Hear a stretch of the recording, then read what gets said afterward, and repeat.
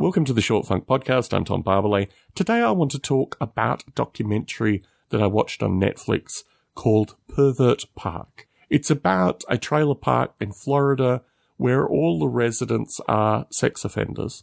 And it's a very interesting means of humanizing the sex offenders in this park. It was filmed by a Swedish documentary outfit, I understand, having looked it up on Wikipedia, and it provides a series of really curious and somewhat emotionally deep and somewhat disturbing accounts of these various pedophiles and the circumstances which got them arrested, got them imprisoned, and ultimately got them released into this particular trailer park. And what you find through this is many of the folks who were sexual predators were actually preyed on as children as well. And I think it's an interesting narrative associated with this disease which fundamentally permeates every culture, every society on this planet, and the requirement of individual responsibility through this, and the methods of individual responsibility being taught to these folks after they leave prison and after they join this particular and somewhat curious community that they are a part of. I would thoroughly recommend this documentary. I thought it was fascinating. I thought it was deep. I thought it was genuinely disturbing.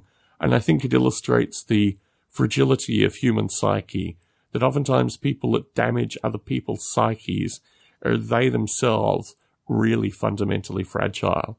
And in watching the documentary, I watched it over 2 sittings because I just didn't have enough time to watch it in one sitting. I think it's about 2 hours long. It could be shorter than that, I'm not sure. But in watching the documentary, I got a distinct sense that these people were scarred through a variety of different things. I reflect heavily on the prison system, that the prison system ultimately impacts people and changes people in a very distinct fashion.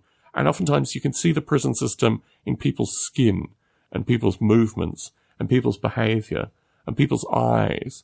The prison system does a certain degree of damage on a human and almost tattoos them in a particular fashion. And certainly I found this with regards to Pervert Park, that the people, all of whom had been to prison, you just got the sense that there was a shared similarity, a shared sadness, but ultimately, somewhat curiously, a desperate search associated with how they can reintegrate with society. Some of the characters in this, you get the distinct impression that they could quite easily potentially offend again. And I think that was what was particularly chilling with this documentary, is you can see those that are genuinely sorry, and you can see those that are working through some highly mathematical calculation, a way that they can escape from this scenario. The story of the broken down individual, the person whose family is killed, and then over a 20-year period, he just falls out of fashion with society, ending up in a variety of circumstances which ultimately appear to indicate that they are preying on children. Very chilling. Very, very chilling. A fascinating documentary that I think is well worth watching. Tom Barbalet in San Jose, signing out.